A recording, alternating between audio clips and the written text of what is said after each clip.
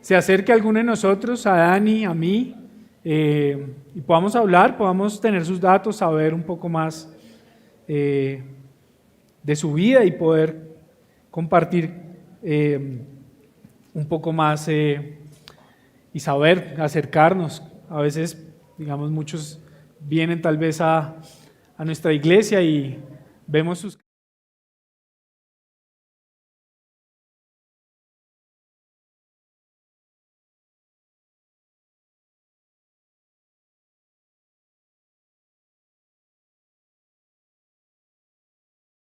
continuar con nuestra carta de Filipenses y doy gracias a Dios que también Dani ya oró por mi vida y sabemos que siempre que nos paramos aquí, por más de que uno haya invertido horas en la preparación, por más de que uno tenga más experiencia, unos tendrán más experiencia que otros, pero por más de que cualquier predicador, y conocemos testimonios de predicadores grandes en la historia, que por cada escalón que subían al púlpito o al lugar donde iban a predicar, oraban y le pedían al Espíritu Santo que Él fuera el que hiciera la obra y trajera y tocara nuestros corazones con su palabra. Y yo quiero hacer una corta oración por nuestros corazones. Siempre me gusta orar por eso porque a veces venimos distraídos, venimos cargados con situaciones, venimos a veces con argumentos también a escuchar la palabra. Así que acompáñenme en esta corta oración. Padre, yo oro para que tú trabajes, Señor, en nuestros corazones y en nuestra mente, Dios. Para que tú nos ayudes, Señor, a recibir esta palabra, Señor, y a vivirla, Padre Santo. A que se haga vida, Señor, día a día, Padre Santo, en nuestros hogares, en nuestros trabajos. Y, Padre, que podamos honrarte y glorificarte en esta mañana. En el nombre de Cristo. Amén. Entonces, como les decía, vamos a Filipenses 3 y vamos a hacer lectura desde el versículo 1 al versículo 11. Vamos a continuar con esta carta que escribe Pablo a los hermanos filipenses. Dice, versículo 1, por lo demás, hermanos míos, regocíjense en el Señor. A mí no me es molesto escribirles otra vez lo mismo y para ustedes es motivo de seguridad. Cuídense de esos perros, cuídense de los malos obreros, cuídense de la falsa circuncisión. Porque nosotros somos la verdadera circuncisión que adoramos en el Espíritu de Dios y nos gloriamos en Cristo Jesús, no poniendo la confianza en la carne, aunque yo mismo podría confiar también en la carne. Si algún otro cree tener motivo para confiar en la carne, yo mucho más. Circuncidado a los 8 días de nacer, del linaje de Israel, de la tribu de Benjamín, hebreo de hebreos, en cuanto a la ley fariseo, en cuanto al celo, perseguidor de la iglesia, en cuanto a la justicia de la ley, hallado irreprensible. Pero todo lo que para mí era ganancia, lo he estimado como pérdida por amor a Cristo. Y aún más, yo estimo como pérdida todas las cosas en vista del incomparable valor de conocer a Cristo Jesús mi Señor.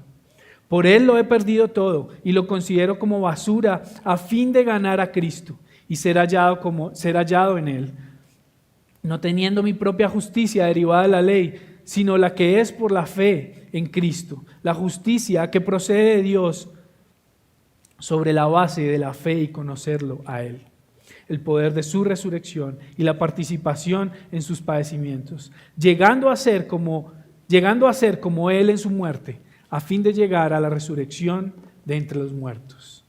Amén.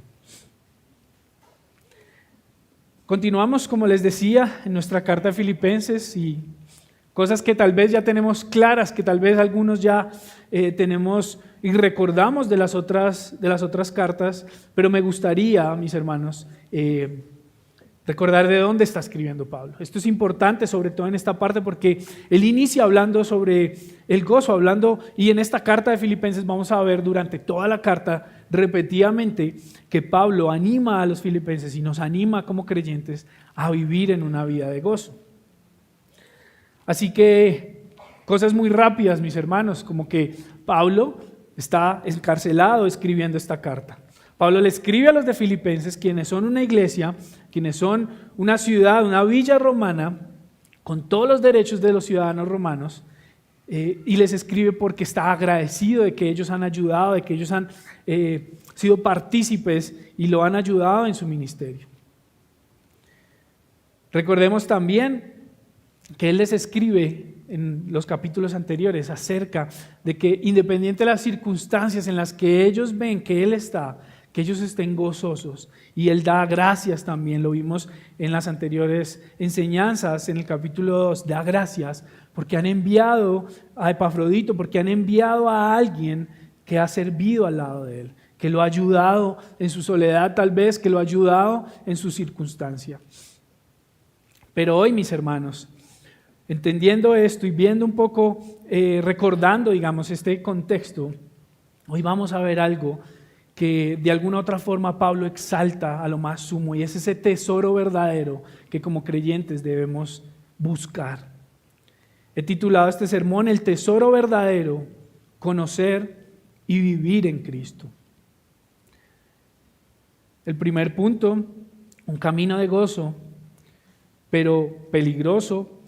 El segundo punto, distracción en el camino. Y el tercer punto, el gran tesoro, el valor supremo de conocer a Cristo. El tesoro verdadero, conocer y vivir en Cristo, mis hermanos. La vida cristiana es como un camino en búsqueda de este gran tesoro, y me gustaría que usted pensara tal vez en algunas historias que le han llamado la atención, ya sean películas, ya sean de libros, que le llamen la atención y que le hayan marcado de pronto acerca de estas historias de personajes buscando un gran tesoro. Siempre vemos aventureros o personajes en diferentes películas que están en esta búsqueda de un gran tesoro. A mí se me vienen a la cabeza tal vez algunos ejemplos de diferentes, obviamente, generaciones. Algunos recordarán unos de estos nombres, otros no tendrán ni idea, pero por ejemplo, algunos recuerdan a Indiana Jones. Algunos recuerdan también a Tomb Raider, esta joven también muy similar, como un reencauche, digamos, de Indiana Jones, pero en versión mujer. Otros de pronto más recientes conocerán historias como las Piratas del Caribe. Otros como yo que recuerdan tal vez películas un poco más de nicho, un poco más independientes como Los Goonies. Un grupo de jóvenes, un grupo de pequeños, niños, jóvenes, buscando también este tesoro, buscando un tesoro. Todas estas historias tienen algo en común y es esta gran recompensa a la cual ellos inician una aventura, pasan por peligros, pasan por diferentes situaciones. Traté de poner también diferentes tipos de personajes. Indiana Jones es un profesor ya de edad, ya adulto. Otros personajes es una joven también aventurera. En Piratas del Caribe también son unos hombres y en Goonies encontramos que son unos niños. Pero todos estos, independientes de su circunstancia, independientes, si ustedes ven, es como una fórmula de estas películas y es estas aventuras que ellos pasan por peligros. Y dedican tiempo, dedican esfuerzo. Aún algunos dejan muchas otras cosas por buscar este gran tesoro. Un tesoro que tal vez, claro, en el tema de la película es un tesoro que solo será algunas joyas o algunas riquezas o tal vez un cofre o un barco escondido. Pero ellos siempre creen que van a solucionar sus vidas encontrando este gran tesoro. Durante las historias vemos que siempre van a encontrar también peligros y van a encontrar distracciones, peligros aún en personajes principales donde tal vez veremos que hay codicia o hay avaricia frente a este gran tesoro. Entregan todo, mis hermanos, por buscar ese tesoro, pasan peligros, etcétera, etcétera, y lo que usted tal vez se quiera imaginar o quiera recordar de estas películas. Pero el camino de la vida cristiana es similar a estas aventuras.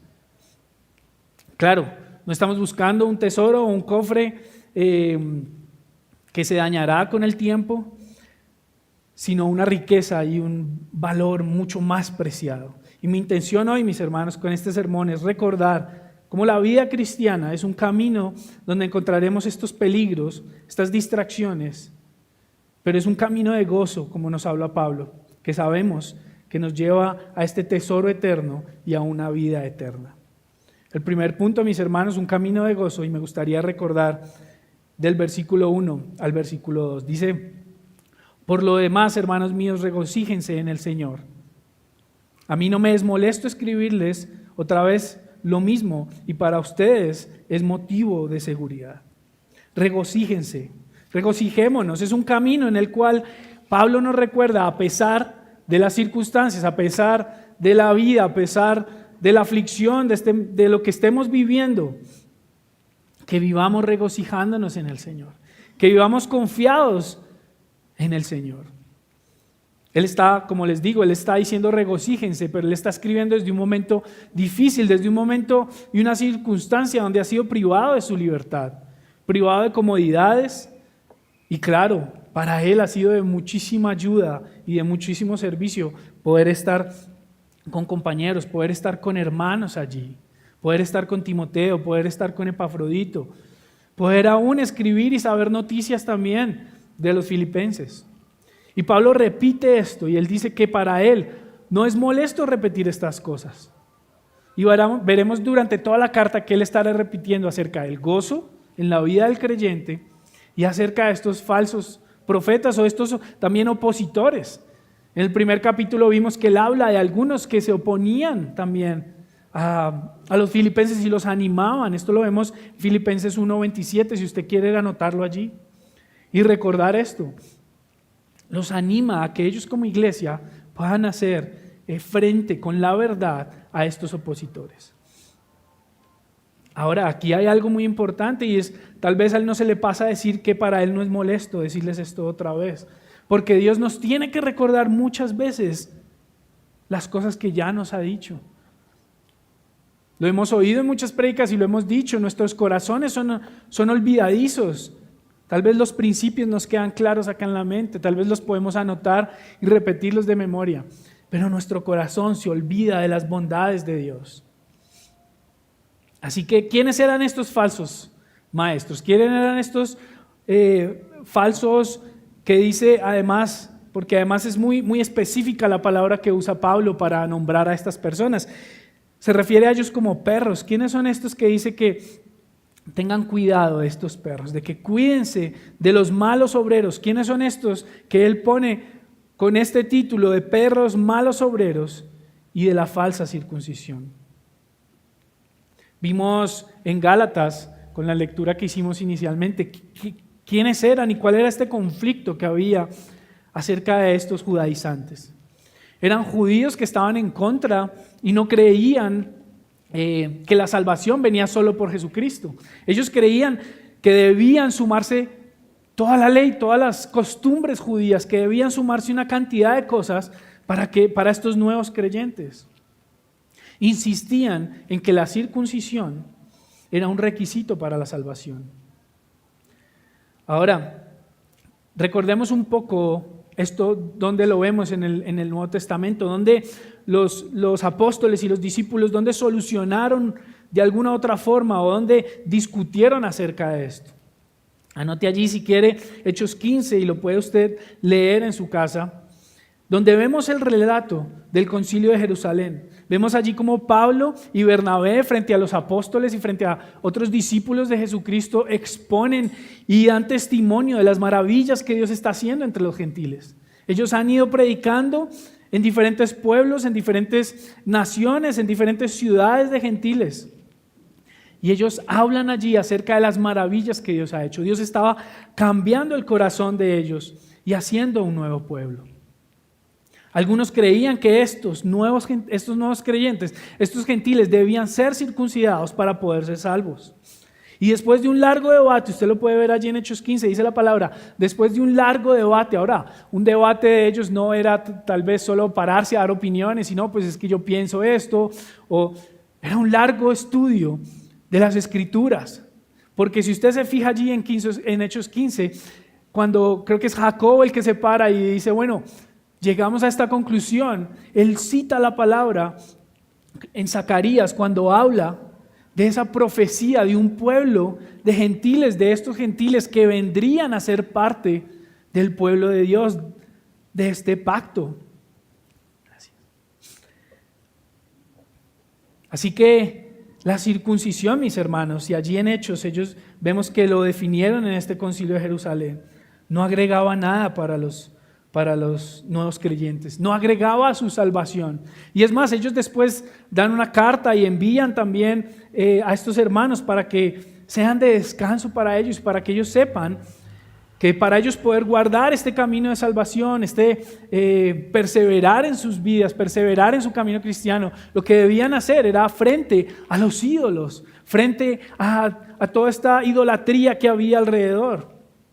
Y no tal vez poner una carga adicional a ellos.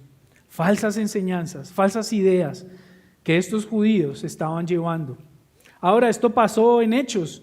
Tal vez usted se preguntará, bueno, pero si Filipo era una ciudad donde casi no había ningún judío, ¿por qué tal vez esto era riesgoso o era un peligro para ellos? Filipo quedaba muy cercano a una ciudad grande, una ciudad donde sí habían muchos judíos, que era Tesalónica. Y allí ya habían tenido problemas acerca de predicar a Cristo como el único que daba la salvación. Esto lo vemos también en Hechos 17. Así que es por esto que tal vez Pablo les advierte tan firmemente acerca de estos falsos maestros y estos judaizantes. Tal vez muchos viajaban y tenían que pasar por la ciudad de Filipo, tenían que pasar por esta villa, y al ver una iglesia de gentiles venían con estas ideas y decían, bueno, ustedes deben hacer esto ahora para ser salvos.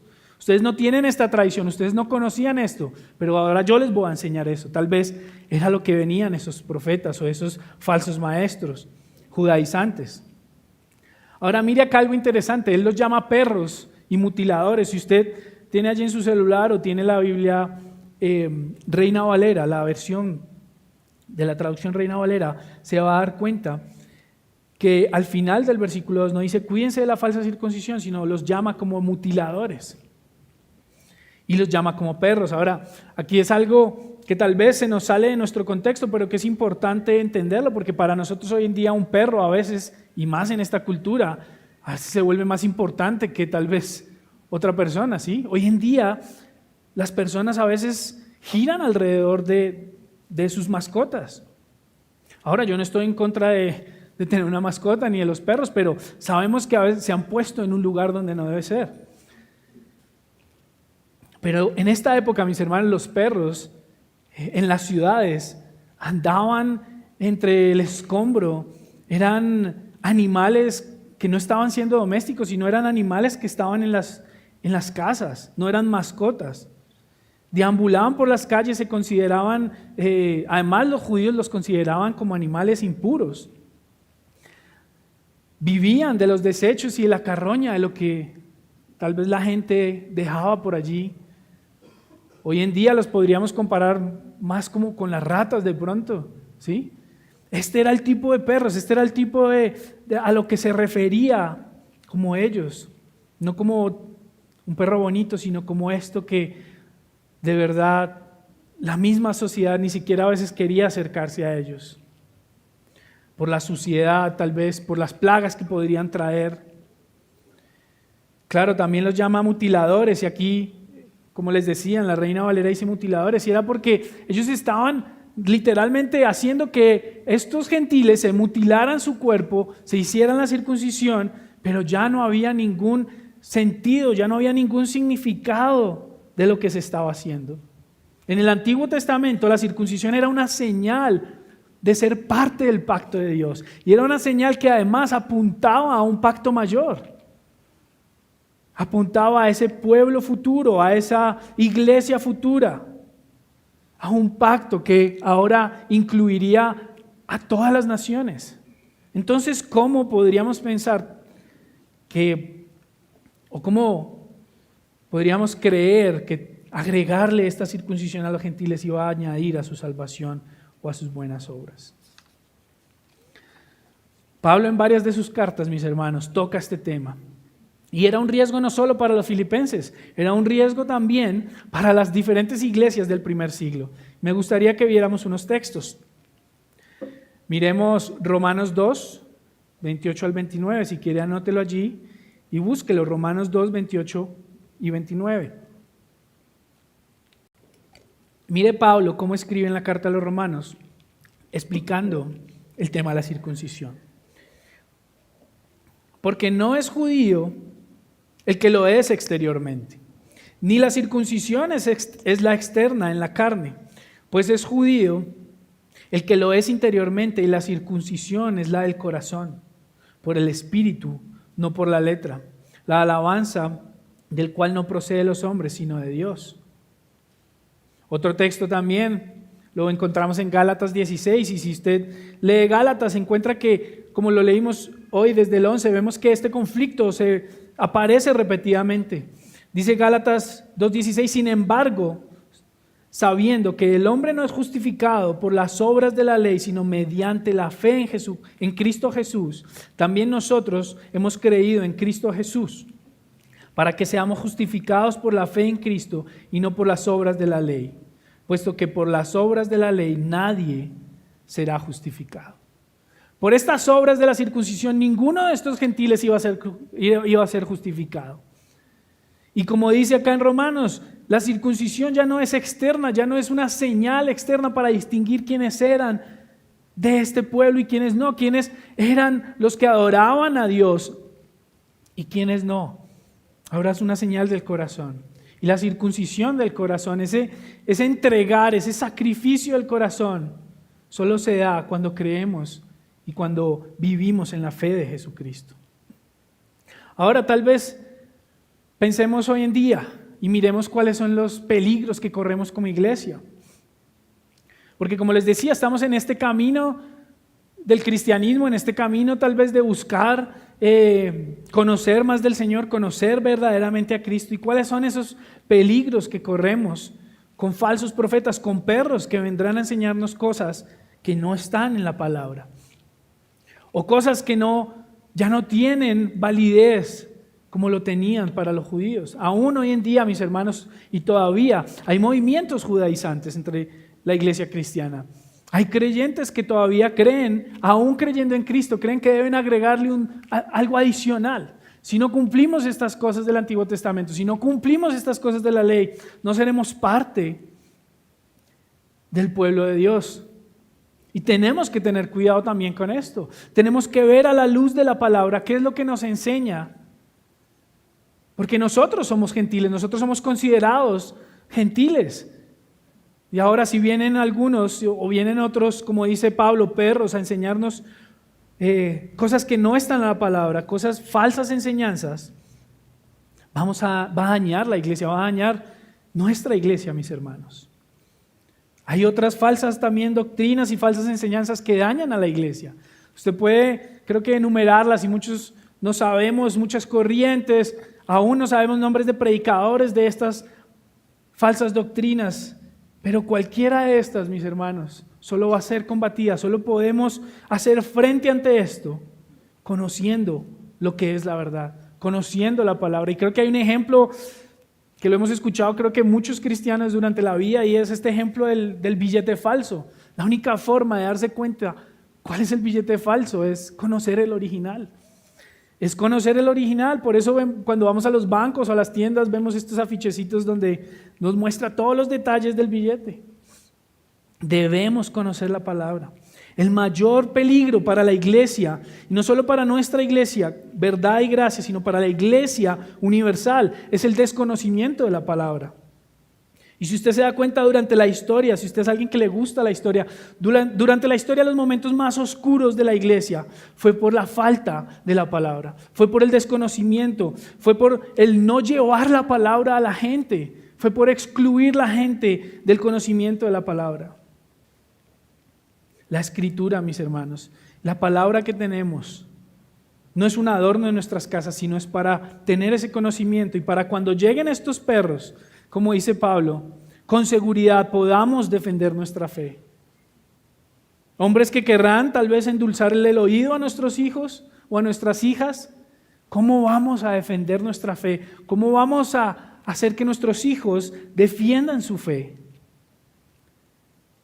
Tal vez van a querer dañar la iglesia también, infiltrándose en las iglesias, dañar aún nuestras propias familias con falsas enseñanzas.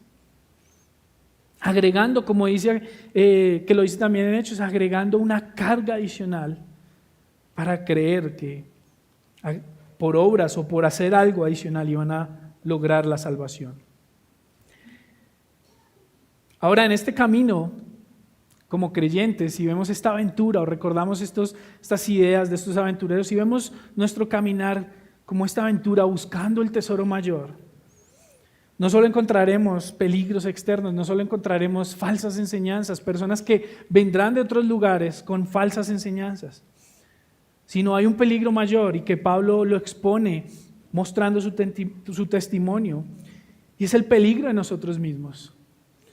Lo vimos también en las enseñanzas de 1 Timoteo, donde Pablo exhorta a Timoteo diciéndole: ten cuidado de ti mismo. Y esto lo he llamado también como distracciones, como cosas que nos distraen del camino. Y este es mi segundo punto, distracciones en el camino. Del versículo 3 al 7 dice: porque nosotros somos la verdadera circuncisión, que adoramos en el Espíritu de Dios y nos gloriamos en Cristo Jesús, no poniendo la confianza en la carne. Aunque yo mismo podría confiar también en la carne, si algún otro cree tener motivo para confiar en la carne, yo mucho más, dice Pablo. Circuncidado a los 8 días de nacer, del linaje de Israel, de la tribu de Benjamín, hebreo de hebreos, en cuanto a la ley fariseo, en cuanto al celo perseguidor de la iglesia, en cuanto a la justicia de la ley, hallado irreprensible. Pero todo lo que para mí era ganancia lo he estimado como pérdida por amor de Cristo.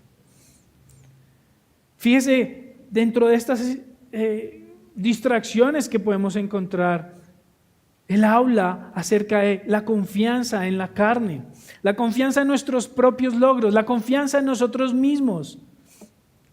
Pablo lo pone en estos términos, pero es la confianza que ponemos en las obras humanas, en las obras que podemos hacer como hombres y no dependiendo de Cristo. Esto también lo llamamos al peligro de la autojustificación, y muchas veces, aunque conocemos de la palabra, aunque hemos sido entrenados, aunque hemos sido preparados, aunque conocemos el Evangelio, tomamos decisiones o vivimos una vida cristiana pensando o confiando en esta autojustificación, en que nuestra propia justicia, en que merecemos algo, porque hemos hecho esto o lo otro, porque hemos sacrificado esto o lo otro.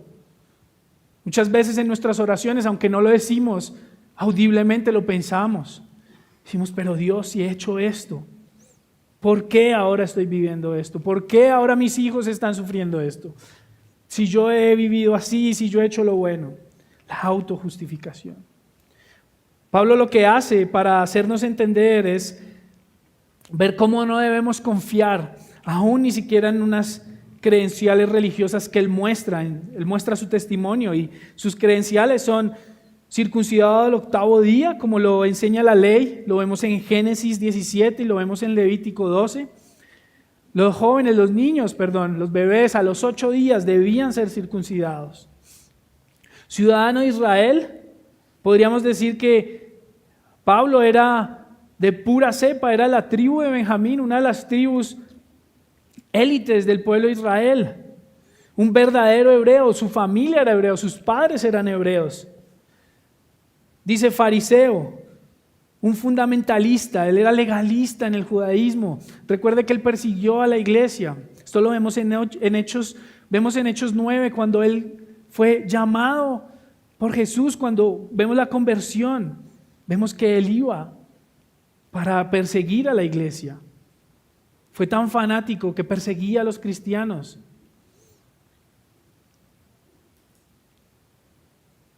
Obedecía la ley al pie de la letra y se irreprensible. Imagínese un tipo con estas credenciales hoy en día, una persona sin tacha. Pero ¿qué es lo que él dice? Pero todo lo que para mí era ganancia, lo he estimado como pérdida por amor de Cristo. ¿De qué le sirvió todo este esfuerzo? ¿De qué le servían todas estas credenciales religiosas, todos estos títulos religiosos a Pablo? Él dice: lo estimo como nada, como pérdida por amor a Cristo. Ahora, ¿cuáles son esas credenciales religiosas o credenciales en el mundo que nos distraen y nos sacan del camino de buscar verdaderamente a Cristo? ¿Qué son las cosas que nos inflan el pecho? ¿Qué son las cosas que lo hacen sentir a usted orgulloso? ¿O cuál es su estatus religioso? Si usted tal vez se considera esos bautistas reformados, como dice nuestro hermano pastor Edgar, de hueso colorado. Usted es de esos bautistas reformados que, mejor dicho, tiene una biblioteca con todos los libros y todas las obras de la Reforma. Es de las personas que aún busca el más cercano al original y tiene copias antiguas. Ha leído libros aún en latín. Puede tener cualquiera de estas credenciales religiosas, mis hermanos. Pero nada de esto agregará a nuestra salvación. Ahora, tal vez en nuestra vida familiar, en nuestro trabajo, ¿qué es lo que basa ese éxito en nuestra vida? ¿Qué es lo que a veces nos infla ese pecho? ¿Y qué es lo que confiamos a veces en nuestras obras humanas? En nuestra familia, tal vez, no sé, las notas de nuestros hijos o el desempeño de nuestros hijos, su salario tal vez, el salario que usted le pagan cada día, que el Señor permite que por el conocimiento que usted le ha dado, o por el talento que se le ha dado, usted tenga un salario. ¿Es eso en lo cual usted tal vez infla el pecho? Su estatus social, sus relaciones tal vez. Algunos ponen a sus relaciones como esto que tal vez les da ese orgullo o esas credenciales, logros académicos, tal vez estudios, maestrías. El talento, tal vez usted es una persona de pronto muy talentosa, muy inteligente. ¿Qué son estas cosas? ¿O qué son estas credenciales que nos distraen? Que a veces se vuelven como esta autojustificación. Tal vez los jóvenes también, en sus relaciones, en sus logros académicos, sentirán tal vez que pueden confiar en estas cosas. Para el creyente, mis hermanos, estas cosas pierden ese significado que el mundo les da. El mundo le da un estatus muy alto al estudio, por ejemplo. El mundo le da un estatus muy alto también a la forma en la que usted se viste, a la marca de reloj que usted lleva, la marca de zapatos, la marca de ropa. El mundo pone sus ojos en las cosas externas. Pero para nosotros, mis hermanos, estas cosas deben pasar a un segundo plano. Son cosas que van a seguir estando en nuestro día a día. Claro, el trabajo, el colegio de los niños, nuestro día a día estarán ahí, pero ahora ya no son cosas por las cuales perseguimos o vivimos, ya no son cosas que inflan nuestro pecho, ya no son esas credenciales en las cuales creemos que estamos seguros o que tenemos alguna seguridad. Y que podamos llegar a decir, como lo dice Pablo, que todo eso para él, todo lo que era ganancia, todo lo que el mundo consideraba grande, lo ha estimado como pérdida por amor a Cristo. Ahora no se trata de que ahora actuemos de manera irresponsable y mañana todos vayamos a dejar todo tirado. Se trata de lo que está ocupando en nuestro corazón. ¿Qué es lo que está ocupando nuestro corazón? Que necesitamos sacar de allí para que Cristo sea el Señor realmente de nuestro corazón. Hay un predicador que habla que Cristo no solo quiere el primer lugar, porque a veces hablamos, dale el primer lugar. Cristo no comparte el lugar, Él es el Dios soberano y eterno. Dios no comparte el lugar con nadie. Él busca llenar y va a sacar de nuestras vidas cualquier cosa, mis hermanos. Si somos hijos de Dios y si buscamos perseverar en Él, Él va a sacar de nuestros corazones cualquier cosa que sea un estorbo, que sea una distracción en nuestro crecimiento. Ahora, esto no es algo liviano, mis hermanos. Esto nos debe poner a pensar. Hemos llegado a decir alguna vez que lo he estimado como pérdida, todas las cosas como basura, como lo dice más adelante, por amor a solo un gran tesoro que es Cristo, a una sola gran verdad, a una verdad que además el mundo va a rechazar, que el mundo nos va a señalar y se va a burlar. Es algo que nos pone a pensar. Ahora, esto me lleva también a mi tercer punto, mis hermanos, del versículo 8 al 11. En esta aventura, mis hermanos, en este camino cristiano, el gran tesoro es el valor supremo de conocer a Cristo. Ese es nuestro mayor tesoro, el conocer verdaderamente quién es nuestro Salvador. Y mire cómo lo pone Pablo, y aún más, Yo estimo como pérdida todas las cosas en vista del incomparable valor de conocer a Cristo Jesús, mi Señor. Por Él lo he perdido todo y lo considero como basura a fin de ganar a Cristo y ser hallado en Él, no teniendo mi propia justicia derivada de la ley, derivada de esas credenciales religiosas o de ese testimonio que Él tenía, sino la que es por la fe en Cristo, la justicia que procede de Dios sobre la base de la fe, conocerlo a Él, el poder de su resurrección y la participación en sus padecimientos, llegando a ser como Él en su muerte, a fin de llegar a la resurrección de entre los muertos. El incomparable valor, mis hermanos, de conocer a Cristo. No hay nada que se compare con eso. Piense por un segundo qué cosas atesora usted, qué cosas tiene en su vida que son importantes. Yo no estoy diciendo que no sea importante el trabajo, pero qué cosas estamos atesorando tanto que no las dejamos, no las soltamos en las manos de Cristo, no dejamos que Él tenga el control de eso. Nada se compara, mis hermanos, con el incomparable valor de conocer a Cristo. Ni el trabajo, ni las experiencias de vida, ni el conocimiento, ni los títulos escolares, ni los títulos académicos, ni el mejor colegio, ni el mejor lugar donde vivo. Nada, mis hermanos. Y aquí me gustaría que leyéramos Mateo, donde Jesús hace una ilustración acerca de cómo es esto. Mateo 13, del 44 al 46, con dos parábolas nos lo muestra Jesús. Mateo 13, 44 al 46, si lo quieren anotar allí, dice: el reino de los cielos es semejante a un tesoro escondido en el campo, que al encontrarlo un hombre lo vuelve a esconder y de alegría por ello va y vende todo lo que tiene y compra aquel campo.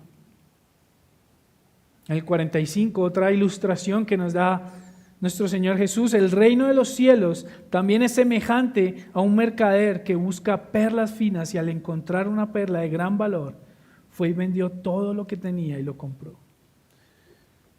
Cuando escuchamos el Evangelio y Dios nos permite ver la realidad de nuestra condición, de que necesitamos un Salvador, de que necesitamos ser perdonados, atesoramos esa verdad, agradecemos y por eso nos aferramos a esa gracia que nos perdona y vemos esta verdad, a Cristo, como el tesoro más preciado que puede existir.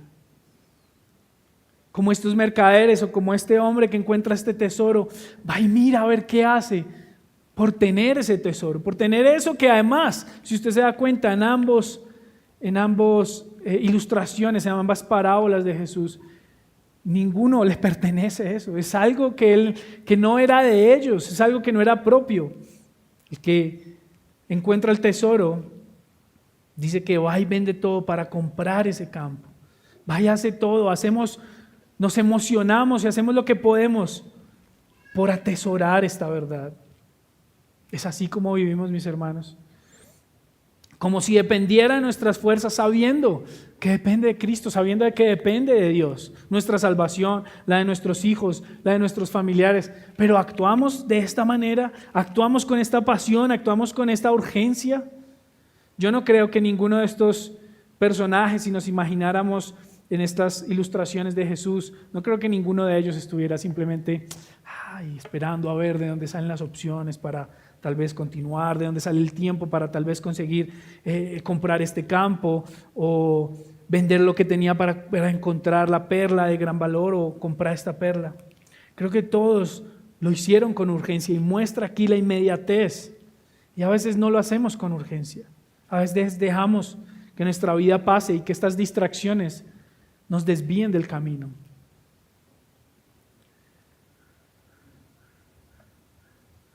Jesús aquí nos enseña lo mismo que Pablo nos está mostrando con su vida, dejando atrás cualquier cosa que ocupa su corazón o que ocupaba su corazón, puesto a un lado, dejado atrás como basura.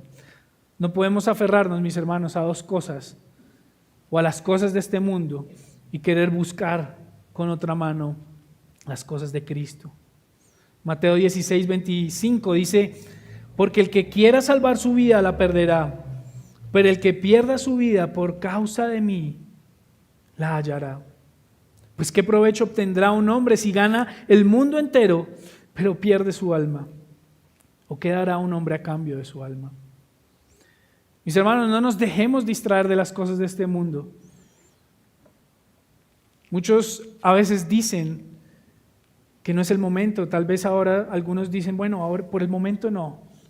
Yo entiendo que hay un Dios cuando tal vez se les predica o cuando se escuchan del Evangelio. Yo entiendo que hay un Dios, pero tal vez ahora no es el momento para mí. No. Yo lo busco después. Por ahora estoy ocupado en mis cosas. Llegará un tiempo, yo sé que debo buscarlo. Deme el tiempo. Yo sé que debo buscarlo, pero lo haré tal vez a mi manera o en mi tiempo. Muchos piensan así, mis hermanos. Estoy ocupado, al final buscaré, pero mis hermanos, tal vez sea muy tarde cuando muchos querrán buscar. O muchos dirán, bueno, ¿y ahora dónde está esa esperanza? Tal vez ya será muy tarde para ellos. Tal vez ya será muy tarde porque estarán tal vez al borde de la muerte y llenos de dudas, llenos tal vez de angustia, aún llenos también acusados por su propia conciencia. Ya sus corazones están duros y no pueden ni siquiera orar y pedirle a Dios perdón por sus vidas.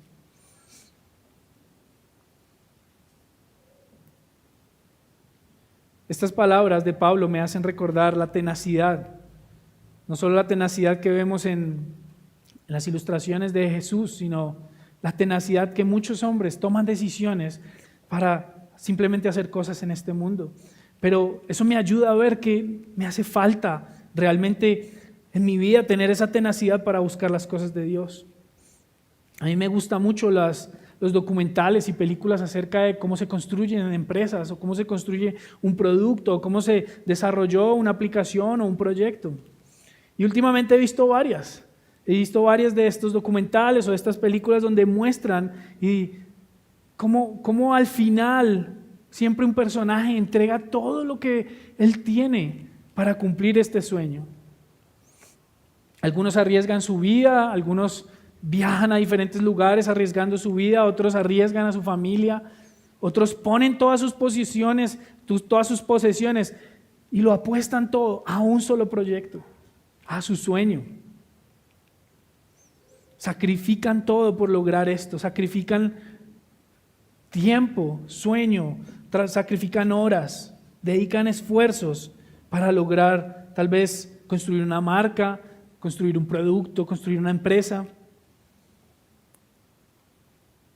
Y esta tenacidad, cuando veo estos documentales, me pone a pensar si realmente nosotros o si realmente yo estoy dispuesto a sacrificar lo que debo sacrificar en mi vida, en mi corazón, por buscar el tesoro mayor que es Cristo. El tesoro mayor que es la verdad, que es la salvación, que es lo que me dará vida eterna. Si realmente, mis hermanos, me pregunto si tenemos claro, como lo tenía claro Pablo, poniendo los ojos en Cristo y considerando el resto de las cosas secundarias y aún como basura, como cosas que no aportan valor a mi vida espiritual, como cosas que no me van a distraer de la meta, como lo diría más adelante, en unos versículos más adelante en el capítulo 3. Por eso dice Pablo que cualquier otra cosa es desechada por la fe en Cristo, la justicia que procede de Dios. Ahora esto le da a Pablo identidad. Piense por un segundo, ¿en qué basamos nuestra identidad como personas? Esto le da a Pablo una identidad clara. Le da a Pablo la identidad de ser hijo de Dios, de ser siervo de Cristo. La identidad que le había dado tal vez su identidad pasada era una confianza en cosas que se iban a desmoronar, cosas que se iban a acabar. Él creía que tal vez iba a encontrar aceptación de parte de Dios al hacer estas cosas, aún persiguiendo a la iglesia. Él creía que persiguiendo a la iglesia, persiguiendo a esos cristianos, iba a encontrar gracia y perdón de Dios.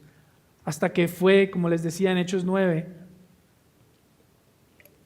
se encontró contra la verdad, contra este tesoro que lo dejó ciego, lo dejó plasmado, lo dejó sin palabras. Esa plataforma que él había construido de su religiosidad, de tal vez su falsa humildad, de su conocimiento de la ley, era una plataforma que se había desboronado y ahora él buscaba construir su identidad en Cristo, en la roca firme.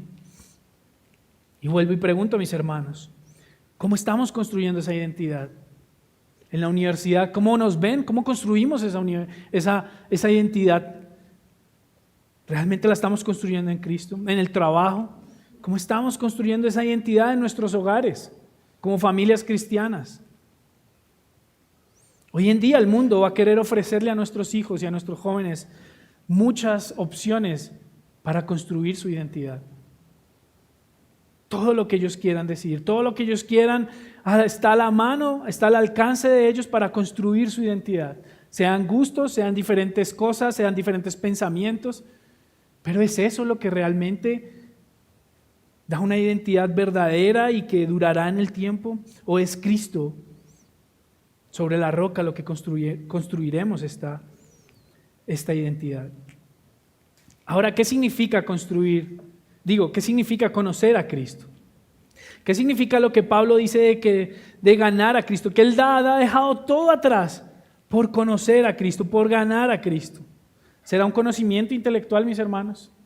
¿Será simplemente conocer de memoria algunas verdades?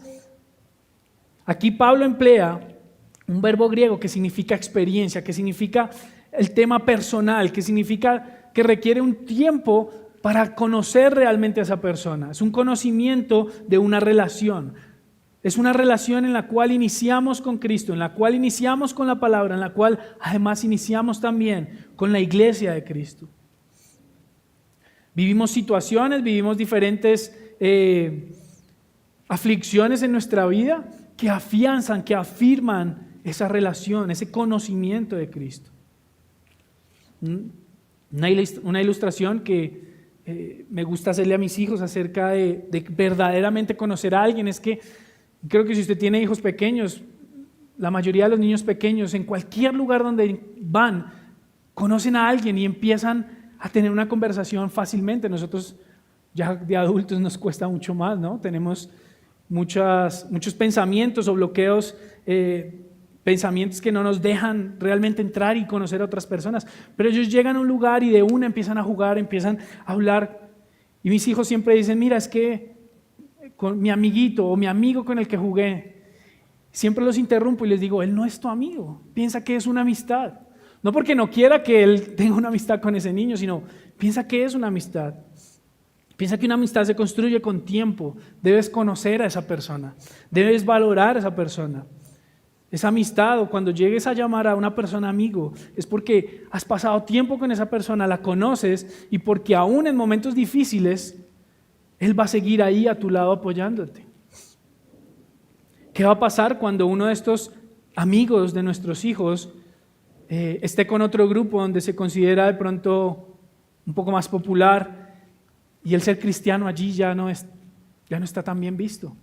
¿Qué va a hacer con esos amigos cristianos? ¿Qué va a hacer cuando vean a nuestros hijos y sus hijos los otros niños, los rechacen porque creen en Cristo? El conocer a Cristo requiere este proceso, mis hermanos, requiere, como decimos, calentar en bajito y por mucho tiempo para que realmente esa comida o ese plato esté bien hecho y saque los mejores jugos. Nuestra vida cristiana, mis hermanos, y el conocer a Cristo no se trata de saber de memoria algo. No se trata de conocer de memoria las 5 solas, de saber de memoria tal vez aún la confesión de fe o algún credo. Se trata, mis hermanos, de conocer personalmente, este conocimiento, de caminar de la mano de Cristo. Para el creyente, conocer a Cristo implica dejar a un lado la religiosidad y caminar en una relación verdadera. Conocer de manera experiencial, ¿no? Es decir, que con el tiempo conozcamos quién es ese Dios con el cual creemos. Conocer a Cristo y el poder de su resurrección, mis hermanos, es lo que define nuestras vidas, es lo que define el cristianismo y la iglesia. Como lo leíamos en Gálatas, si no es por esto, es en vano lo que creemos. Si no es por Cristo, si no es por este conocimiento, por este andar que solo se va a dar, mis hermanos, por medio de las experiencias, por medio de llorar, por medio de reír, por medio de vivir cosas difíciles en Cristo, como iglesia, como hermanos. Esta es la vida cristiana, mis hermanos, el conocer personalmente, como dice Pablo, conocerlo a Él y su poder de su resurrección, el poder de su resurrección y la participación de sus padecimientos, llegar a ser como Él en su muerte, a fin de llegar a la resurrección entre los muertos, a fin de llegar a esta esperanza eterna donde estaremos todos allí adorándole, donde este cuerpo ya no nos cansará, donde ya las aflicciones de este mundo ya no nos agotarán y no nos distraerán, y los peligros también de las falsas enseñanzas ya no nos alejarán del tesoro mayor. Déjeme leer este texto para terminar. Dice Juan 11, 25 al 27. Cuando Jesús habla con Marta, cuando lo visita por la muerte de Lázaro, antes de la resurrección, antes de resucitar a Lázaro, le dice, Jesús le contestó, yo soy la resurrección y la vida. El que cree en mí, aunque muera, vivirá. Y todo el que vive y cree en mí no morirá jamás. ¿Crees esto?, le pregunta. Ella le dijo, sí, Señor, yo he creído que tú eres el Cristo, el Hijo de Dios, o sea, el que viene al mundo. Mire cómo Marta responde esto con tanta seguridad, sin saber que Lázaro, su hermano, iba a ser resucitado. Es muy diferente cuando, si hubiera sido después de esto, pues claro, ella tendría de pronto esta confianza, pero aún en la aflicción, aún en estos momentos de dolor para ella, porque ella había conocido a Cristo, ella conocía quién era Él, ahora ella podía decir que creía en esto. Pablo se aferraba a esta promesa futura, donde sabemos que seremos resucitados en Cristo, donde sabemos que seremos glorificados y que estaremos eternamente con Él. Así que el tesoro verdadero, mis hermanos, es conocer y vivir a Cristo. No hay nada en este mundo que nos pueda ofrecer. ¿Va a ser un camino difícil? Sí, es un camino difícil. ¿Con peligros? Sí. ¿Con distracciones? Sí. Pero un camino donde podemos también apoyarnos con nuestra iglesia, con nuestros hermanos que están a los lados. Un camino donde tal vez nuestro corazón querrá destruirnos, querrá llevarnos a lugares oscuros. Pero es un camino donde hay esperanza, mis hermanos, hay una esperanza mayor. Y es este tesoro de conocer a Cristo. Esta esperanza además de conocerlo personalmente cuando estemos, además, frente a frente con Él, adorando a nuestro Señor. Perseveremos, mis hermanos, para que todos lleguemos a ese día y podamos ver a Cristo y glorificar su nombre. Acompáñenme, mis hermanos, y oramos. Padre, damos gracias, Señor, por tu palabra, Dios.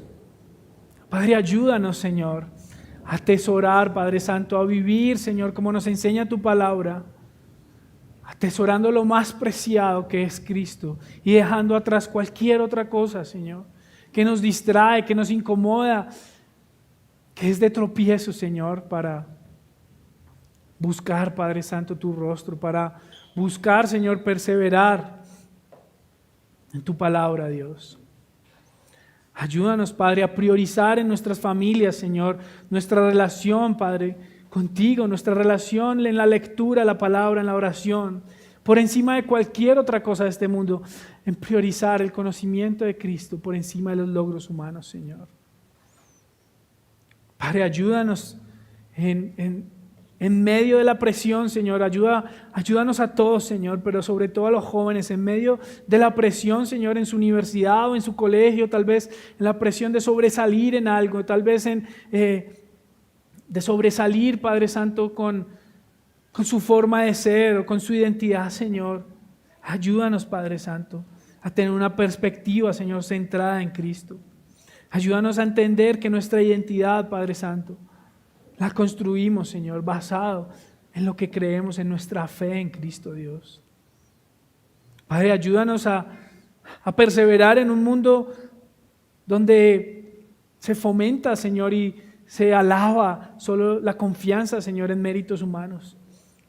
en un estatus, en una popularidad, en calificaciones, en el dinero, Señor, en habilidades, en conocimiento. Ayúdanos, Padre Santo, a vivir, a perseverar en medio de este mundo, Señor, y a hacer luz para ellos, Dios. Ayúdanos, Padre. Ayúdanos como iglesia, Dios, a atesorar, Padre Santo, el conocimiento de tu palabra, el conocer por medio de vivir, Padre Santo, años caminando a tu lado, Dios, sufriendo, viviendo diferentes cosas, Dios, viviendo alegrías, viviendo momentos dichosos, pero viviendo también momentos de angustia, Dios. Ayúdanos como iglesia, Señor, a fortalecernos, Dios. A confiar, Señor, en nuestros hermanos, a saber que tenemos quien ore por nosotros, Dios. Quien se angustia en nuestra angustia, Dios. Quien se duele en nuestro dolor, Padre. Ayúdanos a atesorar a Cristo y a vivirlo de esta manera, Padre. Solo poniendo nuestra fe en ti, solo poniendo nuestra fe en Cristo, seremos perdonados y hallaremos salvación. Solo por la fe en Cristo somos hijos tuyos, Dios. Y ayúdanos a vivir esto con lo que hacemos, no solo con lo que decimos, sino con lo que hacemos en nuestro día a día, Padre Santo. Oro por nuestros corazones, Señor. Oro para que nos ayude, Señor. Oro porque sé que esto nos exhorta, Señor, pero también nos anima, porque hay una esperanza eterna para todos, Señor, los que creen en Cristo. En el nombre y por los méritos de Cristo. Amén.